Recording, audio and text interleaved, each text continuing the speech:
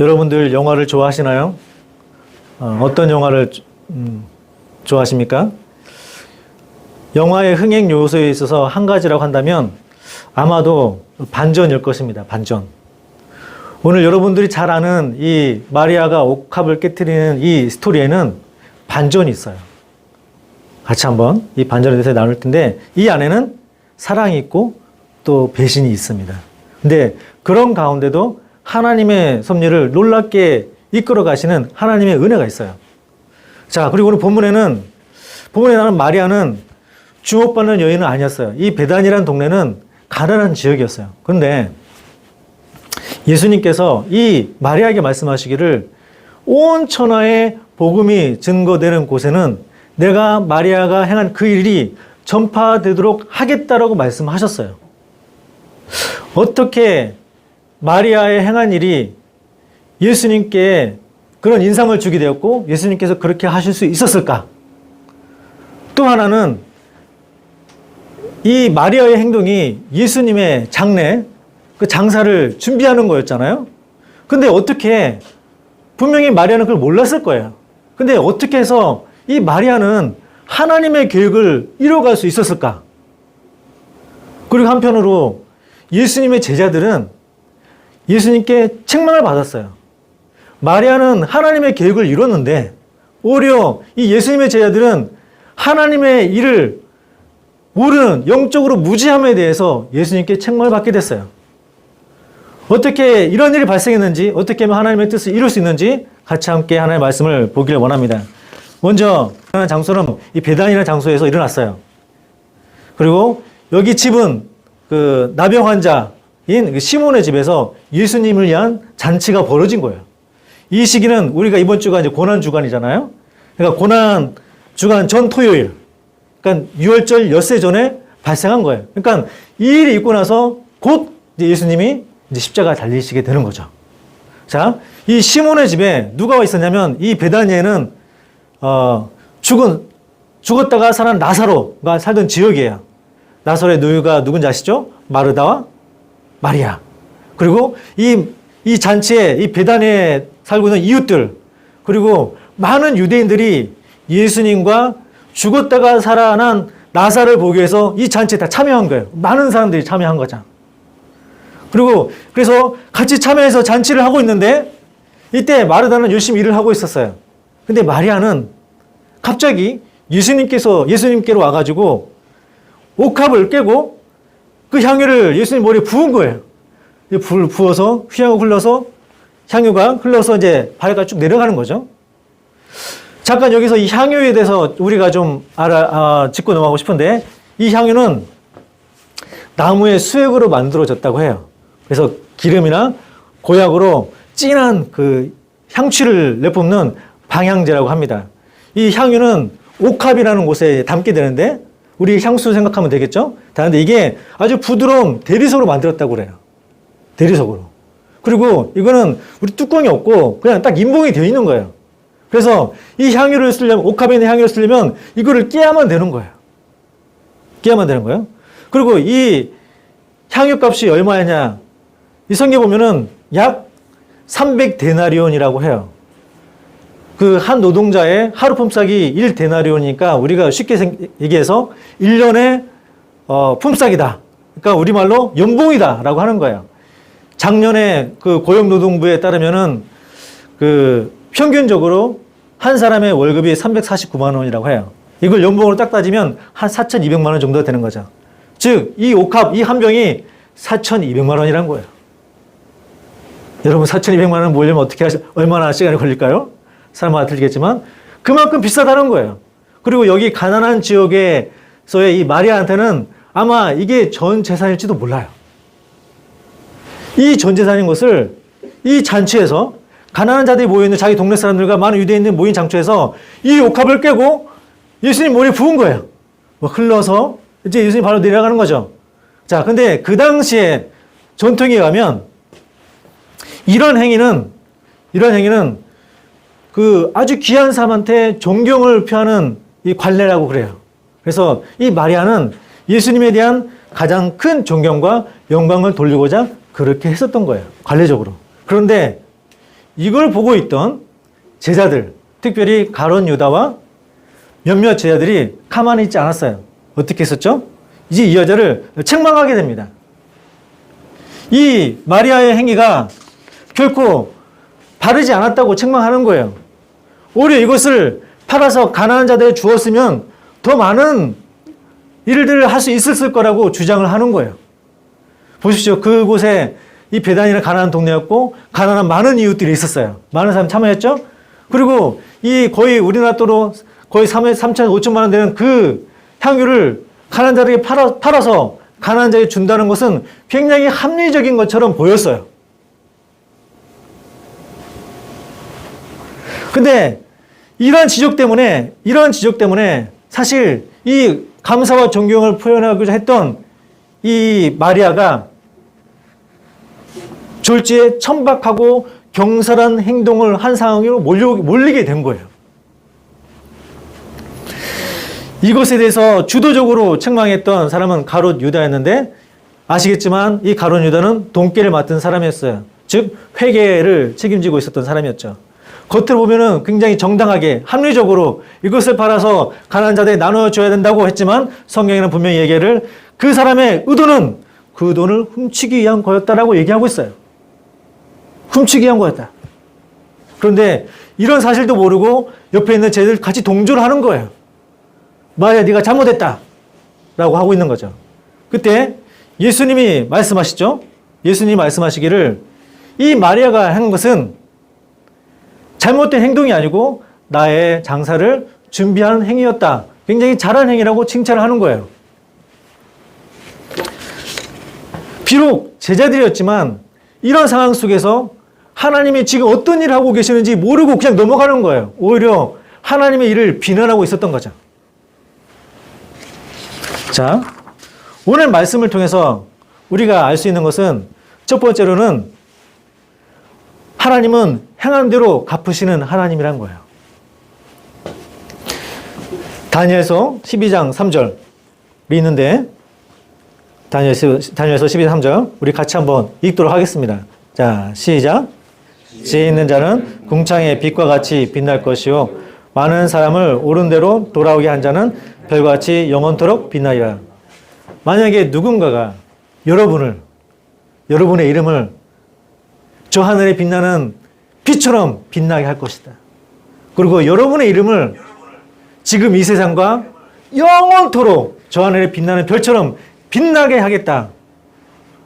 굉장히 영광스러운 말이죠. 그죠? 그런 인생을 하나님으로부터 인정받고 그런 삶을 산다면 굉장히 최고의 명예로운 삶을 사는 것이 되겠죠. 너무나 또 감사한 건 뭐냐면 자, 여기서 우리가 나사로는 죽었다가 살아난 존재예요. 여러분, 죽었다가 살아났다는 것은 예수님이 내 잃어버린 꿈을 회복시킨 것을 뜻하기도 하는 거예요. 나의 잃어버린 꿈, 나의 잃어버린 건강, 그리고 여러분이 누리고 있는 공부하는 환경, 모든 또 부모님들, 이 모든 것들 하나님께서 베풀으신 은혜를 상징하기도 하는 거예요. 이 마리아는 이 나사로를 보면서 하나님의 주신 은혜를 기억한 거예요. 여러분, 하나님께서 베풀으신 은혜를 여러분은 기억하고 있습니까? 여러분이 지금 우리가 코로나19가 일어나기 전에는 예배드리는 게 너무나 당연하게 생각했었어요. 같이 모여서 즐겁게 하는 게 너무나 당연했었어요. 하지만 그것을 잃어버린 현재로서는 그게 얼마나 귀한지 알게 되잖아요. 마찬가지예요.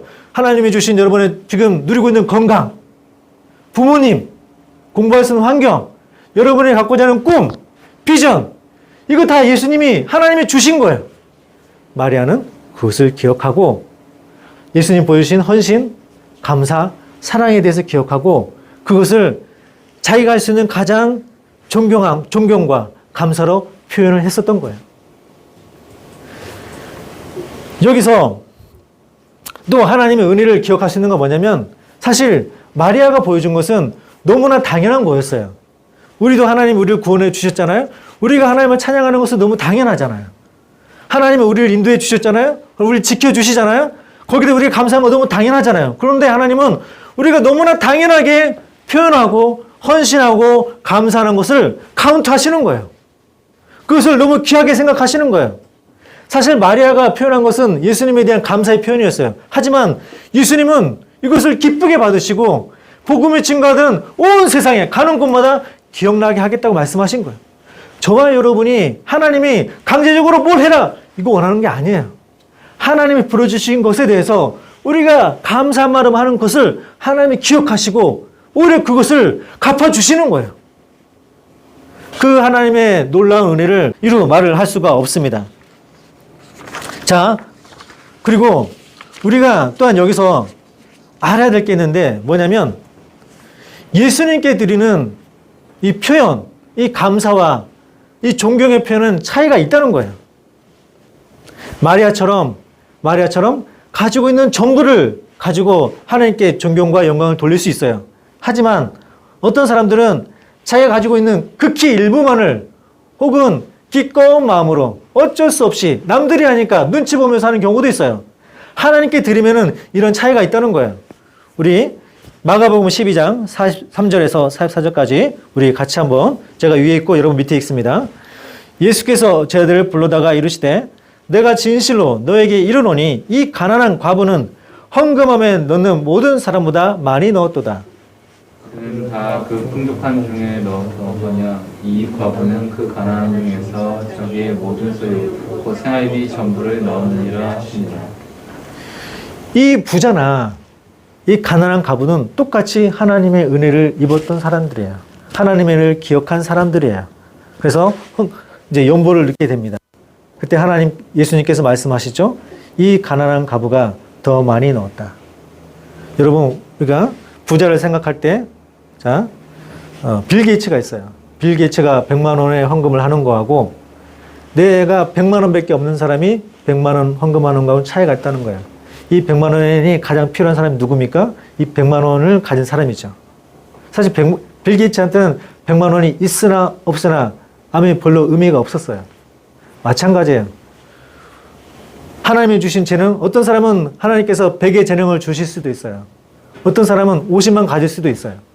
하나님은 똑같이 100을 요구하는 게 아니고 내가 드리는 그 전부를 다 기억하신다는 거예요. 누군가가 50만 가지고 있는 사람이 50만 냈고 나는 100을 가지고 있는데 50만 내면서 아, 나 똑같이 냈구나. 그렇게 만족할 그런 게 아니라는 거예요. 예수님은 여러분 달란트 비유를 아시죠? 예수님께서는 5달란트 준 사람한테 5달란트를 찾으시고 2달란트를 준 사람한테 2달란트를 찾으셨어요. 1달란트한테는 1달란트를 찾으셨어요. 마찬가지예요. 여러분한테 주어진 시간, 여러분한테 주어진 재능, 그 모든 것에 대해서 하나님은 과연 그 사람이 마음을 다해서 전심으로 그의 소중한 것을 드리고 있는지 아니면 극히 일부를 드리고 있는지 억지로 드리고 있는지 인색함으로 드리고 있는지 다 알고 계시다는 거예요. 우리는 마리아처럼 하나님의 주신 은혜에 대해서 나의 소중한 것을 드릴 수 있는 자가 되어야 하는 거예요. 하나님은 그것을 카운트하시고 또한 갚아주시고 기억하신다는 것을 우리는 이 본문을 통해서 알 수가 있습니다. 또한 우리가 기억해야 될 것은 나의 소중한 것이 과연 하나님의 손에 있느냐를 우리는 알아야 하는 거예요. 자, 우리 같이 한번 읽습니다. 나의 소중한 것을 주님 손에 있게 하라. 자, 시작. 나의 소중한 것을 주님 손에 있게 하라. 우리 다시 한번 읽습니다. 나의 소중한 것을 주님 손에 있게 하라. 나의 소중한 것을 주님 손에 있게 하라. 여러분에게 가장 소중한 것은 무엇입니까? 마리아에게 가장 소중한 것은 이 옥합이었어요. 이 소중한 옥합을 드렸습니다. 여러분 오병이어를 기억하시죠? 장정 5천 명이 많은 무리들이 있었지만 먹을 것이 없어 힘들었을 때 누가 먹을 것을 가지고 있느냐라고 했을 적에 이 어린아이가 물고기 2마리와 보리떡 5개를 가지고 갑니다. 자, 이 물고기와 보리떡을 가진 사람이 이 어린아이만 있었을까요? 아마도 그 중에 이 5천 명 넘는 사람들 중에 몇 명은 그냥 자기가 가지고 있었을 거예요.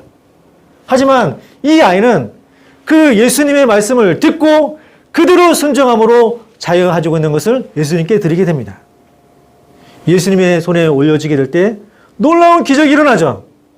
거기서 장로 5천 명과 그 외 많은 사람들이 먹고도 12광주리가 남는 거예요. 우리말로 대박이 난 거죠. 저와 여러분의 인생이 정말로 가치가 있고 세상 말로 대박이 나기 위해서는 그것이 예수님 손에 올려져야 하는 거예요. 자기 것을 자기만 품고 있었던 사람들은 누구도 기억하지 못했어요.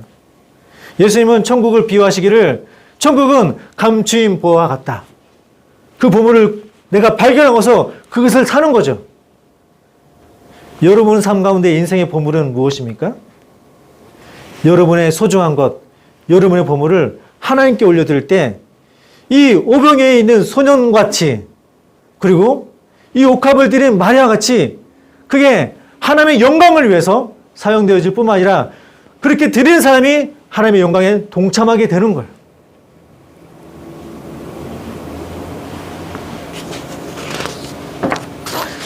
자, 그리고 오늘 본문 말씀을 통해서 마리아는 어떻게 해서 하나님의 계획을 이룰 수 있게 되었을까요? 제 아들은 하나님의 섭리에 대해서 영적으로 무지했어요.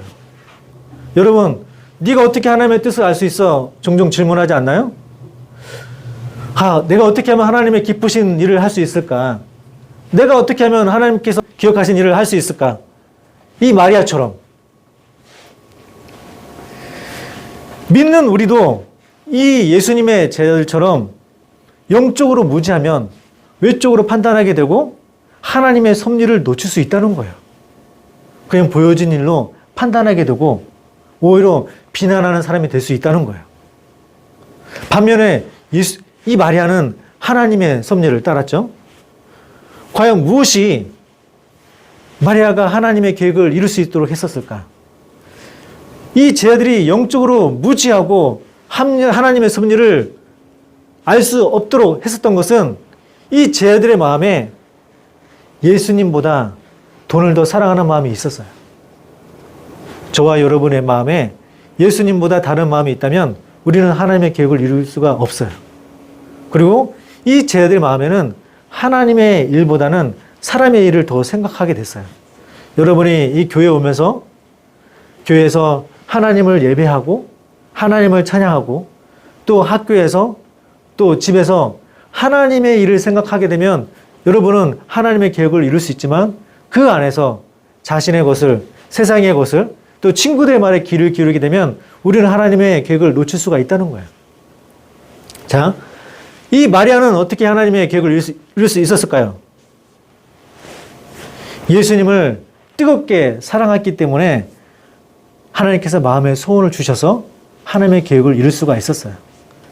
요한계시록 3장 15절, 16절을 우리 같이 한번 읽습니다. 제가 위에 있고 여러분 밑에 읽습니다. 내가 내 행위를 아노니 네가 차지도 아니하고 뜨겁지도 아니하도다. 네가 차든지 뜨겁든지 하기를 원하노라.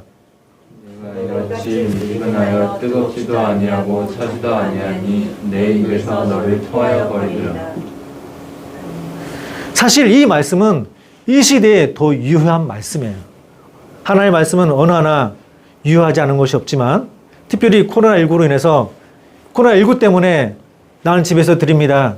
나는 교회에 가지 않습니다.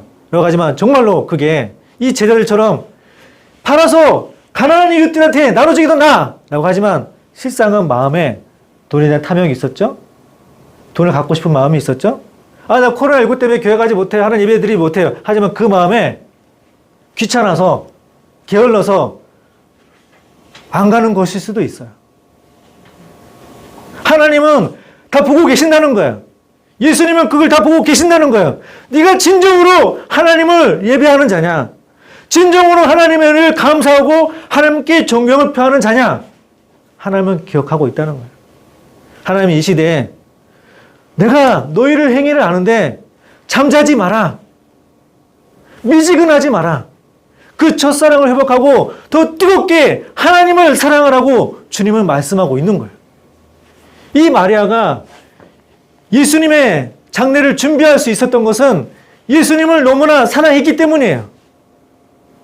저와 여러분이 예수님을 사랑하게 되면 그 마음에 소원을 주세요. 내가 예수님 나에게 베풀으신 은혜가 너무 감사합니다.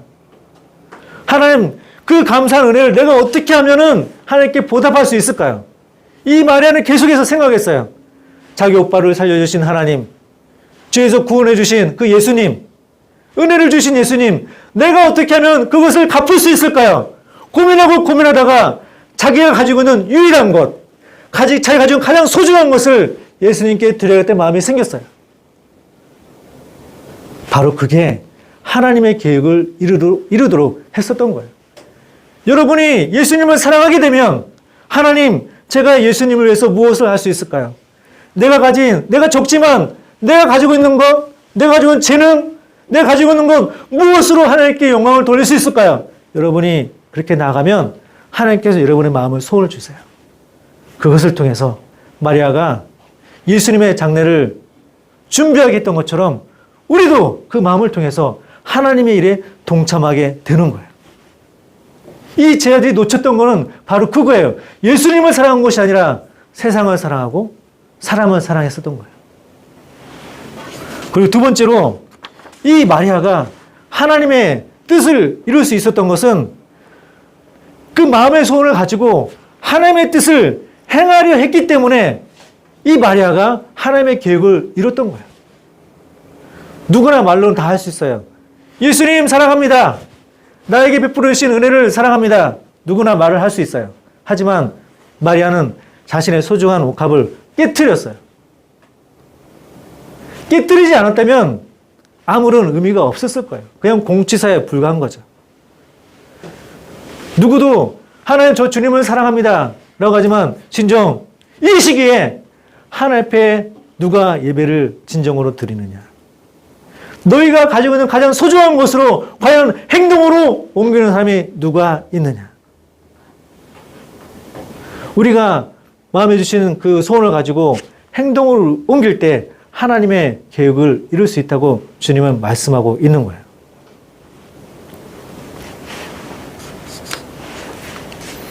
우리가 가정에서나 교회에서나 직장에서 하나님 나를 구원해 주신 하나님 감사합니다. 하나님 내가 무엇으로 이 감사함을 표현할 수 있을까요? 나는 이것밖에 없는데 하나님께서 마음에 소원을 주시는 거예요. 아, 이렇게 하면 되겠다. 그래서 행동으로 옮기는 거예요. 작지만 옮기는 겁니다. 내가 1을 가졌다면 1을 가지고, 내가 10을 가졌다면 10을 가지고 그렇게 옮길 때 주님은 주목하여 보시고 기억하시고 그것을 통해서 하나님의 영광을 위해서 사용하시는 거예요. 뿐만 아니라 내가 하나님 나라에 동참하게 되는 거예요. 하나님은 그걸 기억하시고 저 안에 빛나는 별처럼 빛처럼 지금뿐만 아니라 영원토록 기억하게 하시는 겁니다. 말씀을 맺기를 원합니다. 주님은 우리를 위해서 이 땅에 오셨습니다. 우리를 구원하시기 위해서, 우리에게 비전을 주시기 위해서, 우리에게 소망을 주시기 위해서, 우리를 건강하게 하기 위해서, 또 우리를 통해서 하나님의 영광을 드러내기 위해서 이 땅에 오셨습니다. 그분 앞에 온전히 드려야 할 감사와 존경을 표하는 저와 여러분이 되기를 원합니다. 말로만 하는 것이 아니라 내가 가지고 있는 그 소중한 것을 하나님께 드릴 때 하나님께서 귀하게 사용하실 것이고 하나님은 기억하실 것이고 이것이 더 풍성하게 채워질 것입니다. 하나님께서 기쁘게 받으시고 또한 하나님께서 축복하시는 그러한 삶을 살기를 예수님의 이름으로 축복합니다. 기도하겠습니다.